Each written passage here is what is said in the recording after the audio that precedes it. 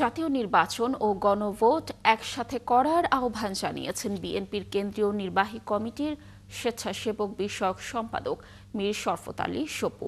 বুধবার বিকেলে মুন্সিগঞ্জের শ্রীনগর উপজেলার বারুইগাঁও বাজারে বিএনপির ৩১ দফার লিফলেট ও কম্বল বিতরণ অনুষ্ঠানে তিনি এ আহ্বান জানান।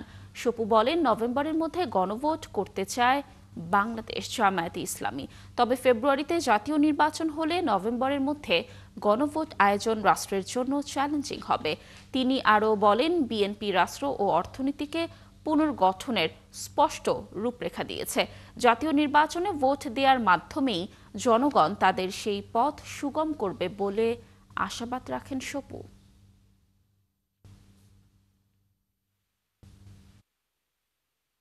জাতীয় নির্বাচনের কাছে আরেকটা গণভোট করবে, এই লক্ষ লক্ষ কোটি টাকা কোথার থেকে আসবে, কে দিবে না?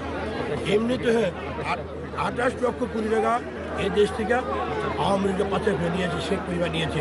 আর কি নেতা পাতিরা দেশটারে বোগলা করে দিয়েছে ভাই। দেশের অর্থনৈতিক অবস্থা খুবই খারাপ। এই অবস্থায় আমরা বলেছি গণভোট জাতীয় নির্বাচন এটা একসাথে হোক।